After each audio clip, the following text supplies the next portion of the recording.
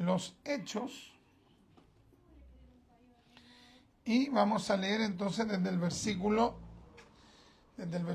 entonces 11 al versículo 20. ¿Ya? Dice así. Vamos a compartir. ¿Estamos listos, ¿cierto? Hechos capítulo 19, entonces versículo del 11 al 20, dice así: en el nombre de Jesús, para la gloria del Padre, del Hijo y del Espíritu Santo. Amén. Y hacía Dios milagros extraordinarios por mano de Pablo, de tal manera que aún se llevaban a los enfermos los paños o delantales de su cuerpo, y las enfermedades se iban de ellos, y los espíritus malos salían. Pero algunos de los judíos, exorcistas, ambulantes, intentaron invocar el nombre del Señor Jesús sobre los que tenían espíritus malos, diciendo: os conjuro por Jesús, el que predica a Pablo. Después dice: había 7 hijos de un tal Esceva, judío, jefe de los sacerdotes, que hacían esto. Pero respondiendo el espíritu malo, dijo: a Jesús conozco y sé quién es Pablo, pero vosotros, ¿quiénes sois?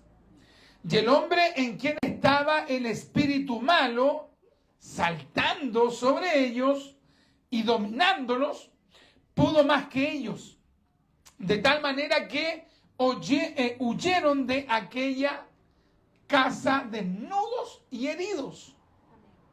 Esto fue notorio a todos los que habitaban en Éfeso, así judíos como griegos, y tuvieron temor todos ellos, y era magnificado el nombre del Señor Jesús. Y muchos de los que habían creído venían confesando y dando cuenta de sus hechos. Asimismo, muchos de los que habían practicado la magia trajeron los libros y los quemaron delante de todos. Y hecha la cuenta de su precio, hallaron que era 50,000 piezas de plata. Así crecía y prevalecía poderosamente la palabra del Señor. Vamos a orar al Señor. Padre, en el nombre de Jesús, queremos darle gracias, Padre mío, por darnos este gran privilegio de estar en su casa de oración. Gracias, Padre mío, por las alabanzas, por los cánticos. Gracias por ese tiempo de oración que tuvimos en un principio, Padre mío. Ahora, mi Dios, queremos disponer nuestro corazón para poder recibir su palabra, mi Dios. Abra nuestro entendimiento. Denos la claridad del Espíritu para poder recibir la palabra de Dios. Ministre los corazones en esta hora. Coloque en nosotros la expectativa, la necesidad, el deseo, Padre mío, de recibir la gloriosa, la sublime palabra de Dios. Ministrenos por misericordia. Llévese de nosotros toda irreverencia, toda desconcentración, todo sueño, toda pereza, Padre mío. Llévesela. En el nombre de Jesús, coloque en nosotros ese anhelo de orar, de clamar, Padre mío, y de recibir su palabra, mi Dios eterno. Padre, habla nuestras vidas por misericordia y reprenda toda oposición satánica en el nombre de Jesús, Padre, y sujetamos, Padre mío, la exhortación de esta su palabra a la perfecta voluntad del Espíritu de Dios en el nombre de Jesús. Amén, amén y amén, y le damos la gloria al Señor. Gloria a Dios, gloria a Dios, gloria a Dios, gloria a Dios. Gloria a Dios para siempre. Reciban nuestro asiento, mis queridos hermanos. Nos hemos encontrado con este tremendo relato que nos habla acerca de el ministerio del apóstol Pablo. Ya el ministerio. Porque una persona, por ejemplo, en el caso de Pablo, Pablo ya venía de un trasfondo intelectual. Pablo había estudiado con los fariseos. La Biblia dice que era fariseo de fariseos. La Escritura también nos enseña que había sido instruido por Gamaliel, que era uno de los descendientes de Hillel. E Hillel era, junto con Shammai, uno de los principales rabinos de todo el pueblo judío. Entonces, por lo tanto, si el apóstol Pablo había estudiado con Gamaliel, sin lugar a dudas, mediáticamente era muy conocido. Aparte que el mismo Pablo, y esto no lo dice él por jactancia, sino que él lo dice como un hecho. Él dice que aventajaba a muchos. ¿Eso qué quiere decir? Que incluso en el medio farisaico, en el medio de los judíos, él destacaba de manera extraordinaria. De hecho, si uno lee la historia del judaísmo, en el primer siglo, se va a hallar que de hecho Gamaliel luego llegó a ser uno de los principales rabinos de su época. Y Pablo era el principal discípulo de Gamaliel. Por lo tanto, el apóstol Pablo, que antes se llamaba Saulo, tenía una proyección tremenda en el ámbito de la religión judaica, pero Pablo había recibido algo que tenía que ver con la parte intelectual. Lo que le había enseñado Gamaliel, que podríamos decir, haciendo un parangón en este tiempo, hubiese sido como un doctor en teología, un doctor de doctores en teología. Lo que Gamaliel le había enseñado básicamente era la parte conceptual, la parte doctrinal, la parte que tenía que ver con los debates entre los judíos. Pero Pablo no había recibido de parte de Gamaliel el poder espiritual. Porque hay mucha gente que puede tener un conocimiento teológico. Ya hay gente que de repente está en sendos debates y debate acerca de posiciones, de interpretaciones, pero en el hecho cuando tienen que enfrentarse con un endemoniado, cuando tienen que orar por un enfermo, cuando tienen que ingresar a una cárcel, cuando tienen que ir a un psiquiátrico, esas personas no saben qué hacer, porque lo único que saben son cosas conceptuales, pero en la práctica no tienen poder espiritual.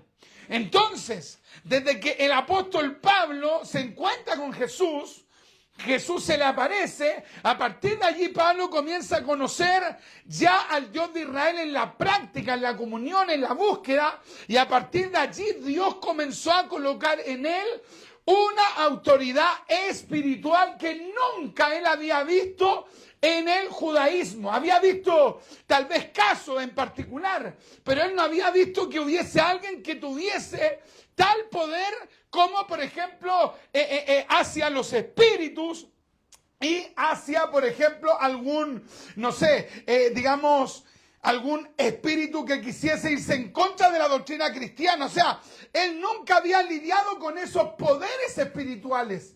Pero cuando Dios comienza a tratar con él, cuando él comienza a orar, a ayunar, a santificarse, hoy a partir de allí Dios comienza a usarlo de manera extraordinaria. De hecho, el mismo apóstol Pablo, ¿qué es lo que dice? No he venido a vosotros con palabras persuasivas de humana sabiduría, sino que con demostración del Espíritu y de poder. Me recuerdo que hace tiempo atrás leía yo un libro de apología. Entonces, en este libro narraba Josh McDowell, comentaba este apologista norteamericano, y él decía que en una ocasión había un predicador en los Estados Unidos que predicaba en diferentes lugares, en las calles, en los parques, en diferentes lugares, y Dios comenzó a usarlo de manera extraordinaria en la predicación. Entonces, en una de esas ocasiones, se encontró con un ateo. Entonces este ateo comenzó a decir, voy a desafiar a ese predicador evangélico. Voy a desafiar a ese predicador pentecostal a un debate y le voy a demostrar cuán ignorante es.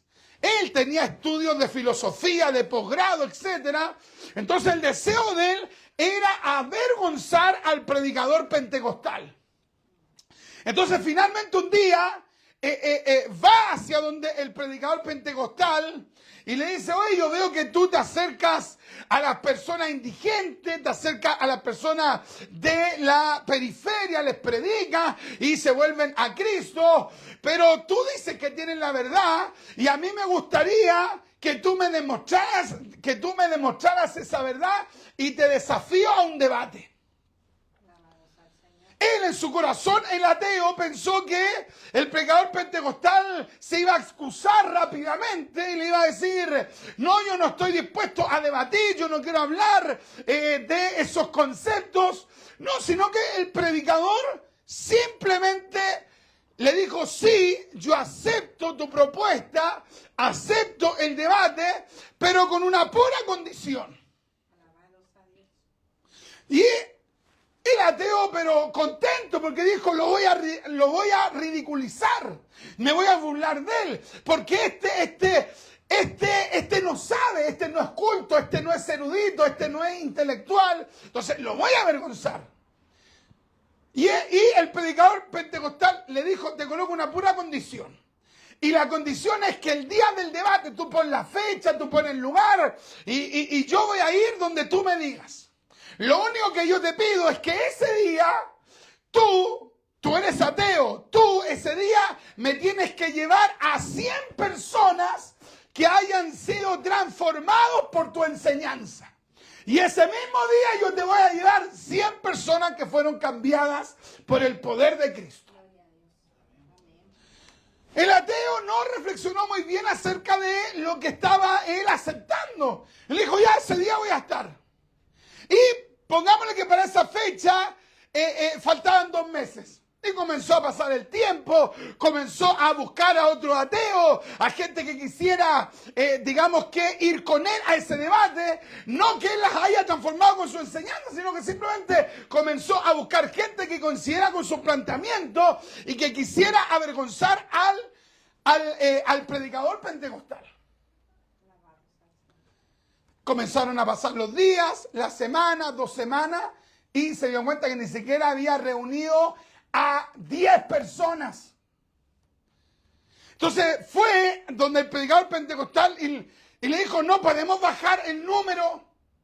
Tú dices que son 100, pueden ser un poco menos. Y el predicador pentecostal le dijo, sí, ese día yo voy a llevar 100 y tú llevas 50. Entonces él dijo, ya son mucho menos, la mitad.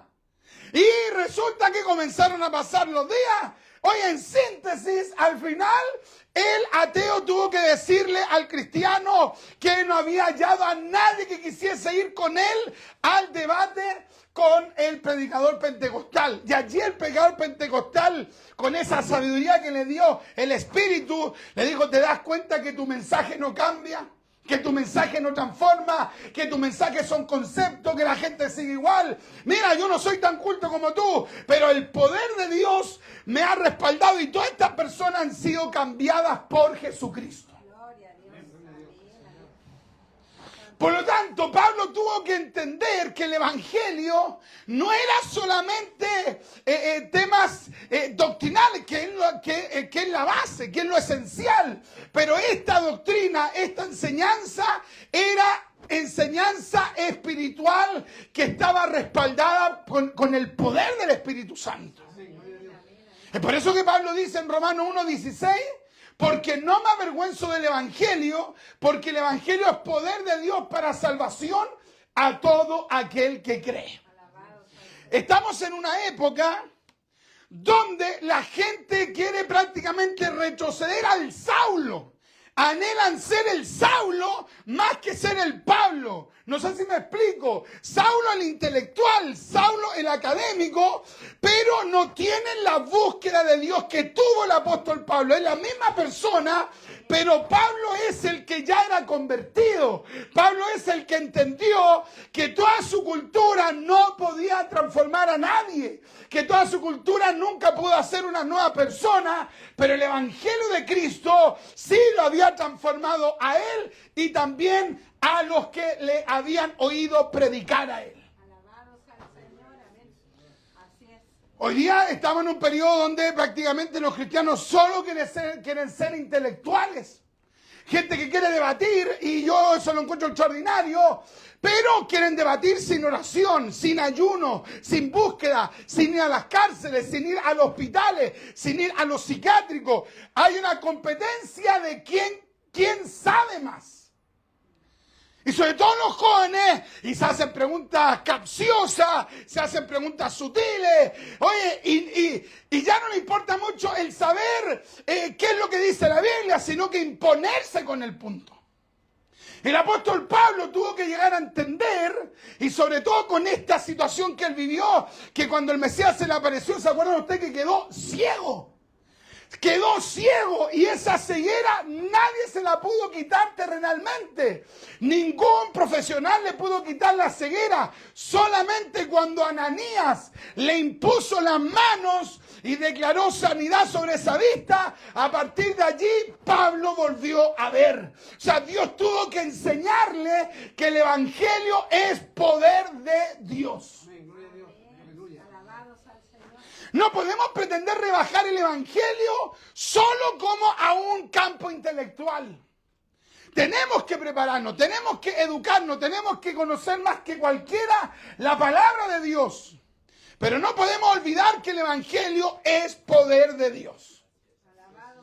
¿Cuánta gente que de repente son evangélicos y de repente se encuentran con alguna persona que está endemoniada, se encuentran con un brujo, se encuentran con un chamán, con una machi, se encuentran con un esotérico, se encuentran con un agnóstico, con un gnóstico, se encuentran con un espiritista, con un medium, y sabe que hay hermanos que les da un terror? Ahí viene la gitana. Ellos salen arrancando. ¿Cómo tú vas a salir arrancando si tú tienes el Espíritu de Dios? No es que tú andes buscando a dónde me encuentro con un brujo, a dónde me encuentro con un esotérico, lo voy a reprender. No, sino que andas con la autoridad de Dios, y si te encuentras con alguien, ¿cómo tú vas a arrancar? Si tú tienes el Evangelio, que es poder de Dios. Alabado sea el Señor. Bendito Dios. Ese era Pablo. Era el hombre que entendía que el evangelio era poder de Dios para salvación a todo aquel que cree. Y mira cómo escribe aquí Lucas. Este relato lo escribe Lucas, que es uno de los ayudantes del apóstol Pablo.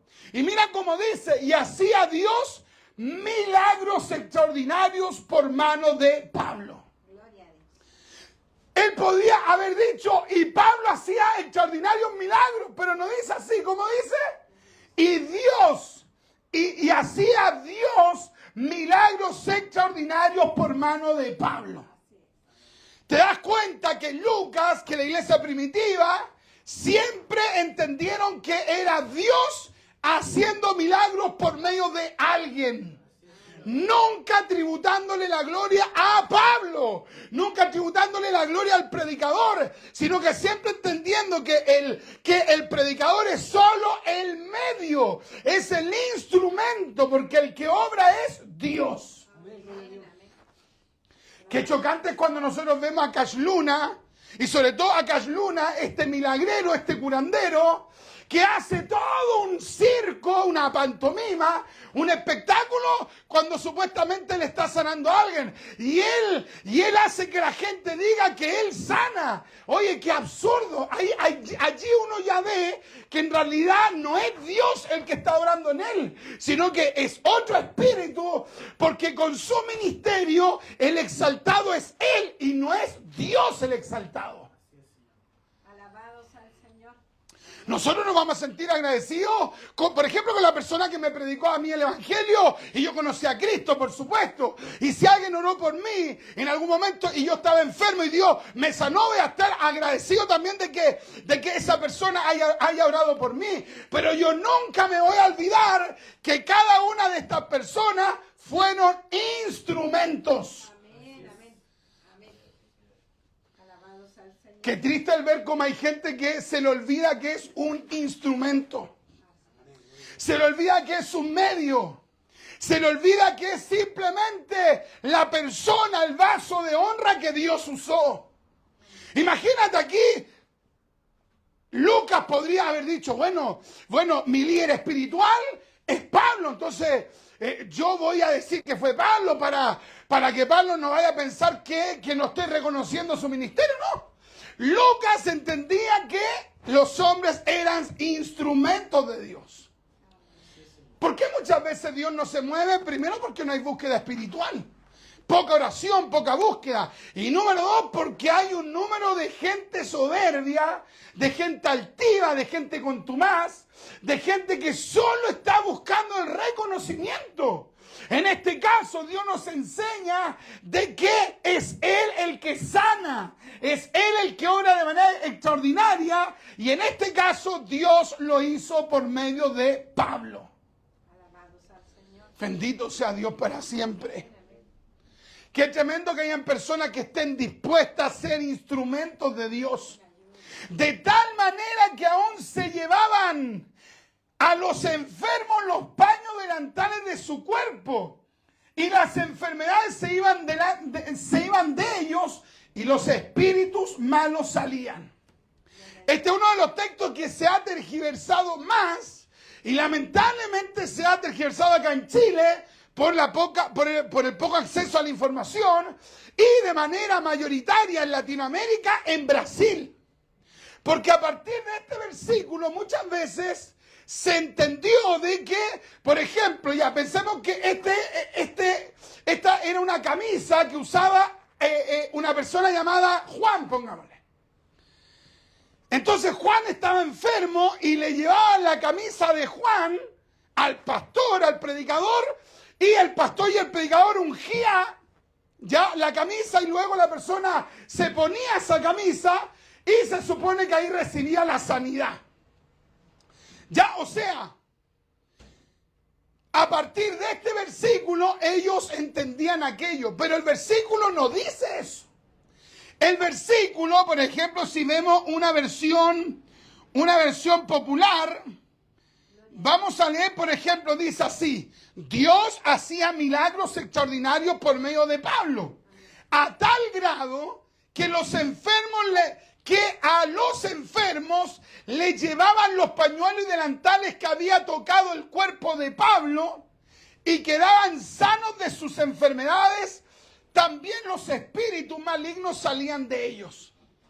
¿Cómo es que sucedía en el tiempo apostólico que las ropas que había usado Pablo, cuando alguien las tocaba, eran sanadas las personas? ¿Se dan cuenta? No es lo mismo. Porque el versículo lo interpretan como que la persona está enferma, le llevan la ropa y el predicador ora por eso, luego la persona se lo pone y es sana. Bueno, eso no dice el texto.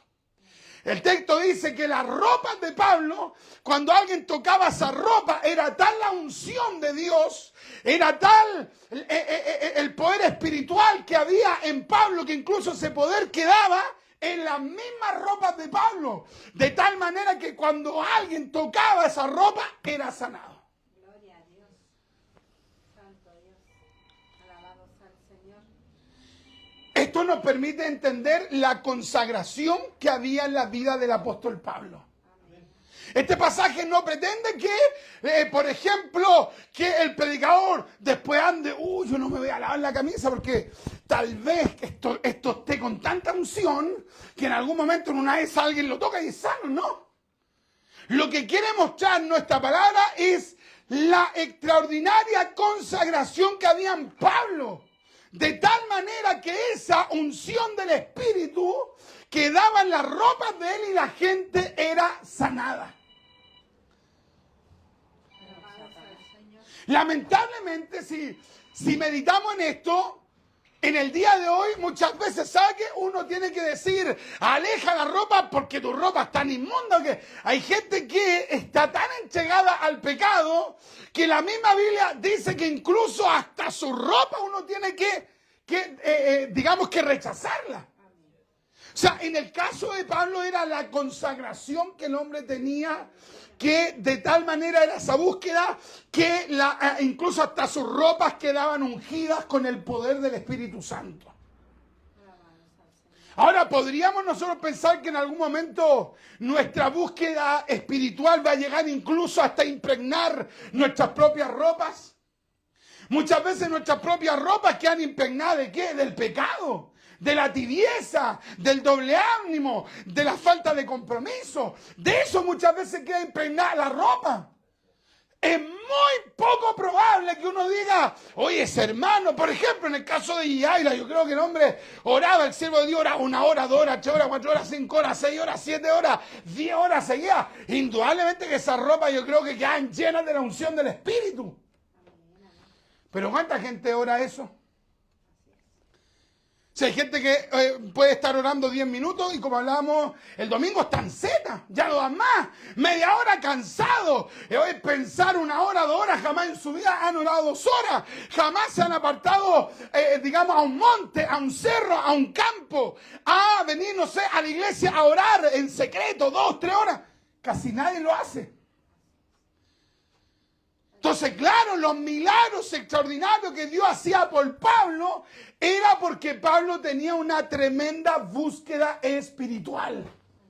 ¿Se acuerdan ustedes cuando entierran al profeta y de repente cae un muerto ahí encima? ¿Qué es lo que pasó con el muerto?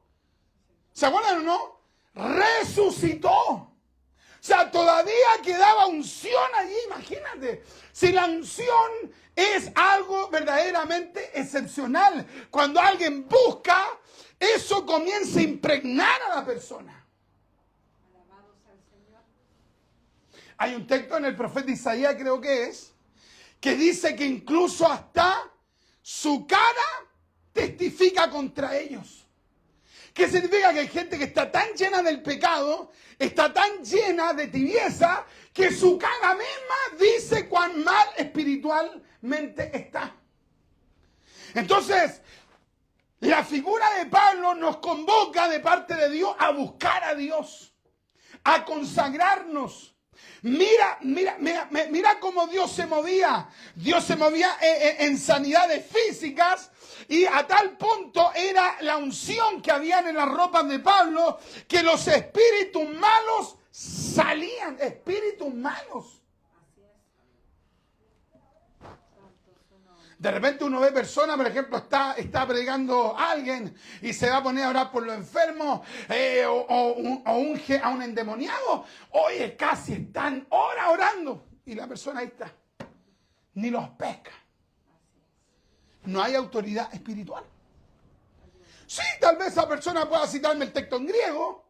Tal vez me cite el texto en hebreo, tal vez me cite la palabra con la exégesis, tal vez me pueda citar hasta los reformadores, los líderes del avivamiento, me pueda citar algo pero así profundo en teología, pero no tienen autoridad espiritual.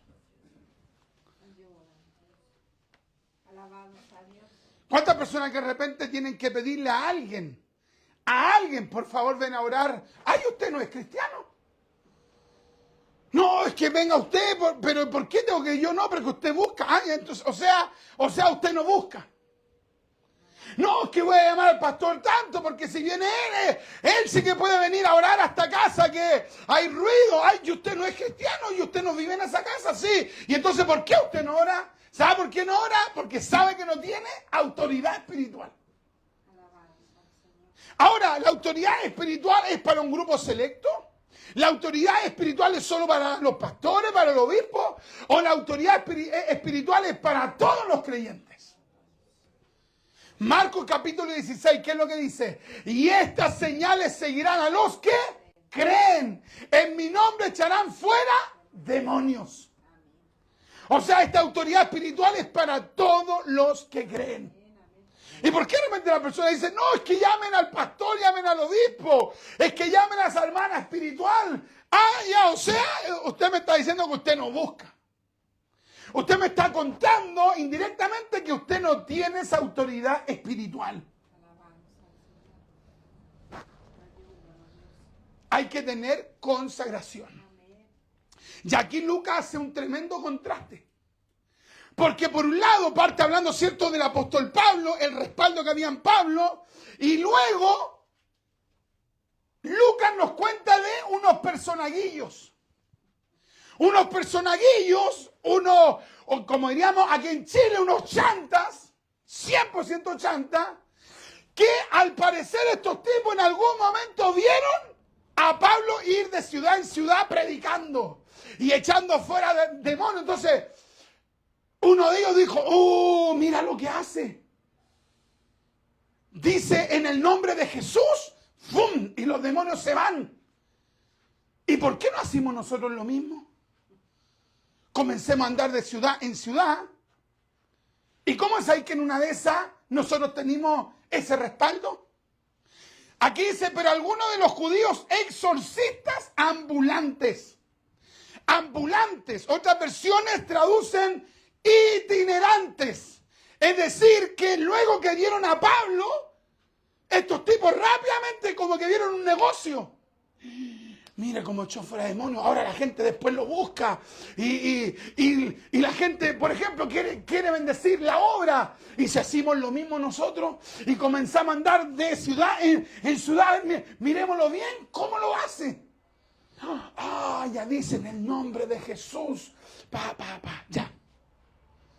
Y comenzaron a andar de ciudad en ciudad. O sea, querían echar fuera demonios, uno, sin ser convertidos de verdad. Dos, querían echar fuera demonios sin consagración. Querían echar fuera demonios sin oración. Ve que la Biblia dice que algún género de demonios no sale sino que con oración y ayuno. O sea, querían lidiar con los espíritus malignos sin conocer a Cristo y sin tener consagración.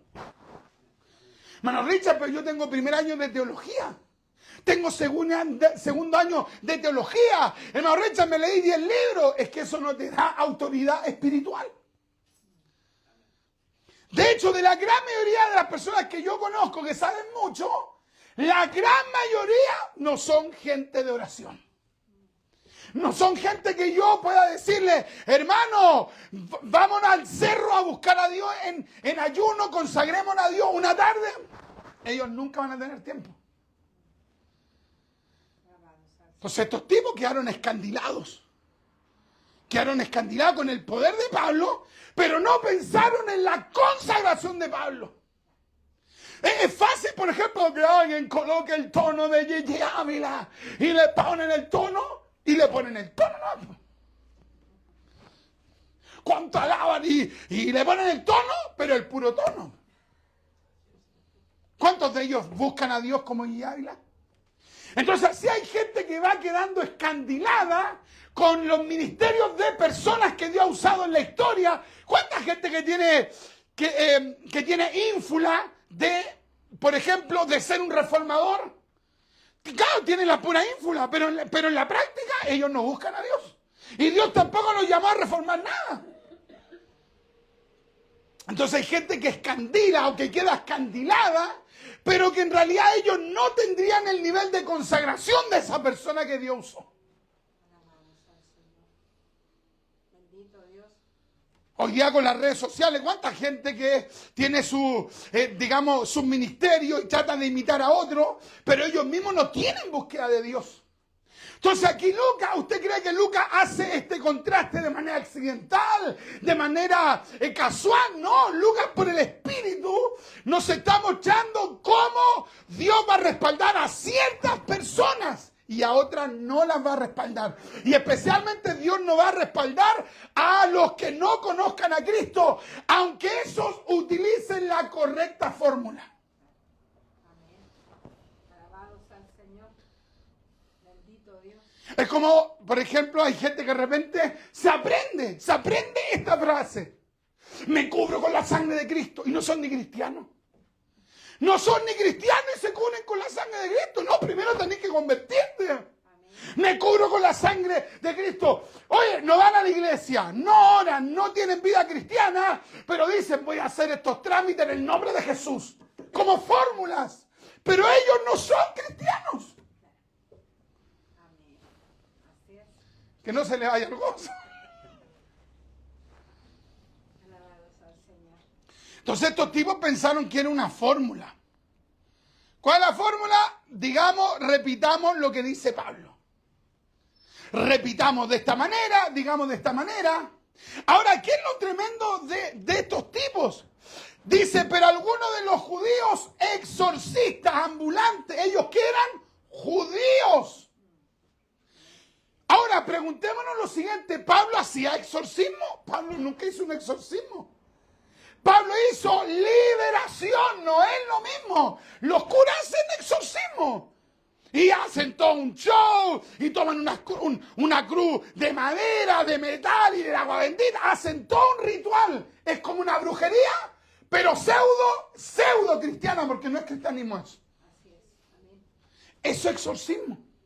Vea usted, los padres de sufrir hacen todo un show también ahí. Hoy le tiran cuestión y camina por aquí, tírale sal. Tírale sal, tírale aceite en la cara. Imagínate, eran judíos, practicaban exorcismo, que no es lo mismo que hacer liberación. Y uno se pregunta, ¿y estos tipos no sabían nada de la Biblia? Imagínate la palabra que ocupa en este caso. Dice, pero algunos de los judíos exorcistas ambulantes intentaron invocar el nombre de Jesús sobre los que tenían espíritus malos, diciendo, os conjuro por Jesús, el que predica Pablo. Mira la palabra que ocupa, conjuro. ¿Quién es un conjuro? Un brujo hace un conjuro. Merlin podía haber hecho un conjuro. Los esotéricos hacen un conjuro. Se imagina aquí, comenzamos a decir, ya hermano Francisco, hagamos un conjuro. Yo creo que todavía no iba. Yo pensé que entraba a una iglesia evangélica. Conjuro. Imagínate, un conjuro. Amén. Alabado sea el Señor. Esta palabra ambulantes, que otras versiones traducen itinerante, implica que los tipos llegaban a un lado y hacían todo un show. Y muchas veces, si es que no todas, los charlatanes hacen eso, hacen todo un show. Y a la persona la sugestionan supuestamente como que la están liberando, pero es todo un show. Y la persona puede decir, uy, me estoy sintiendo bien, me estoy sintiendo esto, estoy sintiendo eso. ¿Y por qué? Porque estáis bajo el efecto placebo. Te estáis pasando el rollo que estáis bien, pero tú no fuiste sano. Porque un demonio no va a sacar a otro demonio. Como que se sugestiona. Se sugestionan.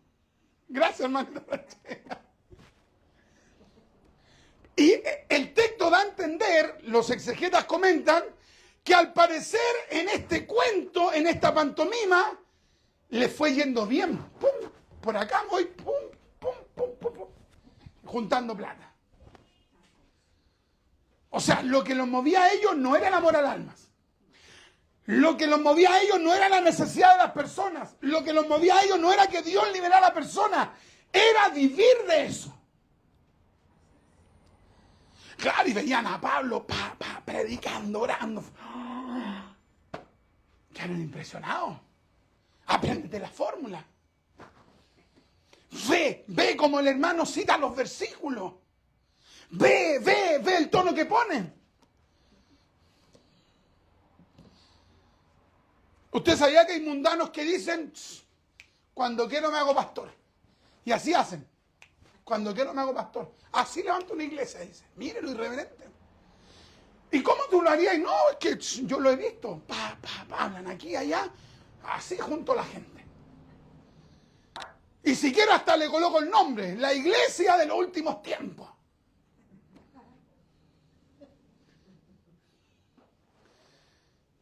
Oh, así levanto una iglesia. Así lo ven los mundanos. Estos mismos dijeron así. Vaya, aprendimos como lo hizo Pablo, lo hago igual. Y más encima tengo carisma. Y más encima estos no eran cualquiera. Eran los hijos, había 7 hijos, eran varios, pero dentro de esos varios, habían 7 hijos de un tal Esceva, judío, jefe de los sacerdotes, que hacían esto. O sea, entre todos estos chantas, estos cuenteros, estos falaces que andaban engañando, habían 7 que eran hijos de un líder, de un sacerdote del judaísmo. Oye, la turbación hoy, ¿eh? Oye, esos tipos aquí van al templo. ¿Con cuántos rabinos no habrán estado en su vida? ¿Cómo pudieron llegar a esto? ¿Sabe qué? Por ambición. Nunca les importó en lo más mínimo conocer al Dios de Israel. No sé si el papá nunca le enseñó o a ellos nunca les importó, porque puede pasar dos cosas. Que a los hijos no les importa aprender del hombre de Dios que es el papá, o que al papá, que supuestamente es un hombre de Dios, ni le importa enseñarle a los hijos. Tristemente veamos de repente hijos de pastores, hijos de obispos. O de repente tú ves, no sé, el obispo y el pastor así, ni una búsqueda, y el hijo busca y dice, ¿cómo? ¿Qué le pasó al papá? En este caso, estas personas veían todo el tema de, comillas, la religión como algo que eran fórmulas, pero no veían el sentido espiritual que había detrás. Si nos preguntamos aquí, los que estamos aquí, ¿queremos que Dios nos use para que alguien se sane? Amén, por cierto. Si nos preguntamos, ¿quién de aquí quiere ser instrumento de Dios para liberación? Yo creo que diríamos, yo quiero orar, yo quiero que Dios me use. Tenemos que tener claro que esto no es una simple fórmula. Es importante saber que los demonios salen fuera en el nombre de Jesús, sí. Pero eso tiene que ir acompañado de consagración. No sirve que nosotros aprendamos una manera de hablar, de decir las cosas y que en nosotros no haya consagración. Ahora, hay alguien que tal vez pueda decir, bueno, a mí no me interesa mucho eso de que Dios me use, así que déjenme tranquilito nomás aquí, tranquilito, porque voy ahí, voy en silencio, nada me molesta, calladito nomás. Calladito te ves más bonito.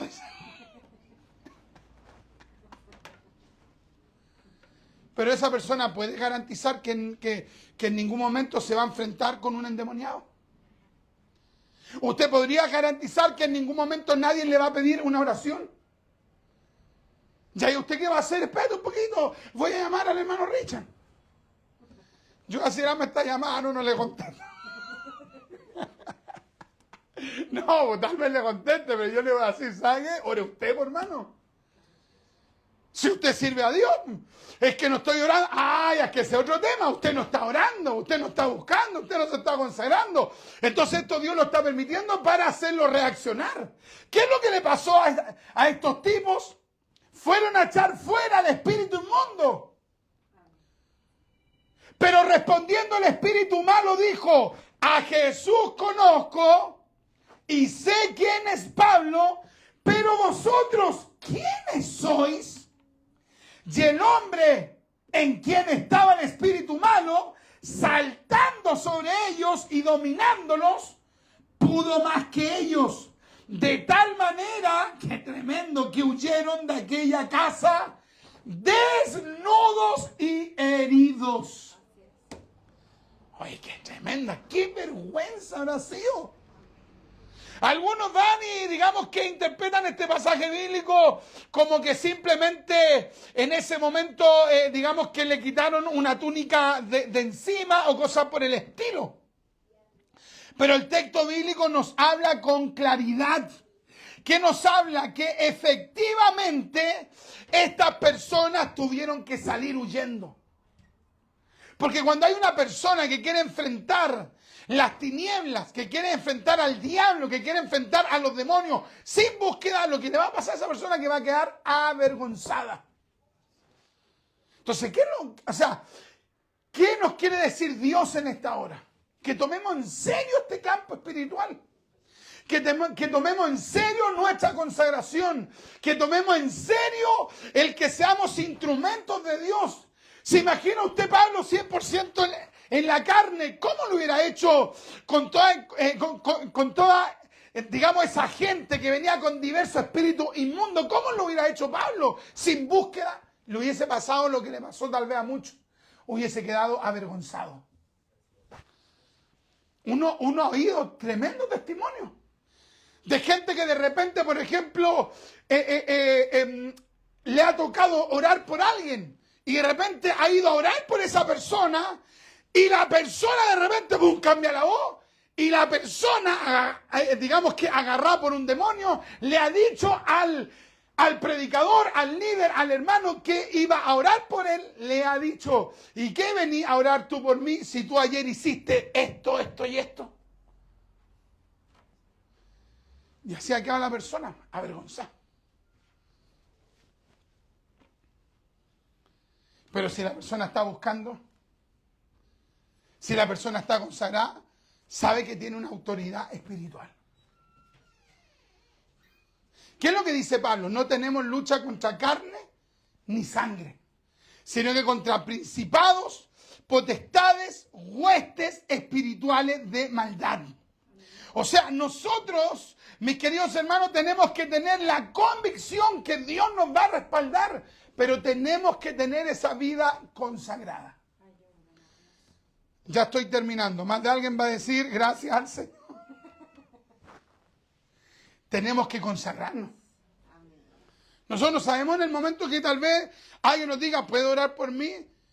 Y uno tiene que estar bien espiritualmente. Y no tiene que estar bien espiritualmente solo porque va a orar por alguien. No, tiene que estar bien espiritualmente porque es el deber del cristiano. Porque como cristianos tenemos que tener comunión con Dios. Entonces cuando alguien pida la oración, vamos a orar. Ahora, nosotros oramos, pero el que sana es Dios. Y si Dios quiere sanar, sana. Y si Dios no quiere sanar, no sana. Y uno igual dice, la gloria es de Dios. Porque nosotros oramos, pero Dios es soberano. A lo mejor Dios quiere dejar a esa persona enferma. Porque quiere probarlo en alguna área. Pero ¿y si Dios lo quiere sanar? Y no estamos en búsqueda. Entonces tenemos que consagrarnos. Así que le vamos a pedir al Señor que nos ayude a poder realmente tener una vida de consagración. La teología, el estudio cumple un rol importantísimo dentro de nuestra vida cristiana. Pero esa es un área. Hay otra área que implica la consagración. Y tenemos que consagrarnos. Vamos a orar al Señor. Padre, en el nombre de Jesús, queremos darle gracias, Padre mío, por esta palabra. Por esta palabra hermosa, por esta palabra gloriosa, por esta palabra sublime, Padre mío. ¿Cuánta gente no toma en serio su vida espiritual? Padre mío, ¿cuántas veces hemos querido predicar sin consagración? Hemos querido predicar sin búsqueda espiritual. Hemos querido ser instrumentos sin tener una consagración. ¿Cuántas veces, Padre mío, jóvenes, adultos, han mirado a otros cómo hacen un trabajo espiritual y se han aprendido una fórmula? Pero en esa fórmula o detrás de esa fórmula no ha habido consagración. Se saben la fórmula, saben hacer el llamado, saben llamar a la alma al altar, saben cómo mover las manos, saben usar los tonos, saben levantar la voz, saben bajar la voz. Pero no hay búsqueda de Dios. Oh, mi Dios eterno, ayúdenos a tomarnos en serio nuestra consagración. Ayúdenos a tomarnos en serio la búsqueda espiritual. Ayuda a mis hermanos, ayuda a mis hermanas a entender, ayúdenos a entender que esto no es un juego, que esto es una realidad, que existe el mundo espiritual y que tenemos la victoria en el nombre de Jesús. Porque dice su palabra, Padre mío, que Cristo recibió toda autoridad en los cielos, en la tierra y debajo de la tierra. Porque hay poder en el nombre de Jesús. Pero ese poder se va a manifestar en aquellos que viven para Cristo. Oh, bendita sea su gloria. Padre, muévanos a la oración, muévanos a la intercesión, muévanos a la búsqueda espiritual. Ayúdenos a no vivir el evangelio como fórmulas, simplemente como ritos. Y ayúdenos a consagrarnos, Padre mío. Padre, derrame una autoridad sobrenatural sobre nosotros. dice su palabra en Hechos capítulo 1 versículo 8, y estas señales seguirán, dice su palabra, y recibiréis poder cuando haya venido sobre vosotros, y me seréis testigos en Jerusalén, en Judea, en Samaria y hasta lo último de la tierra. Recibiréis poder.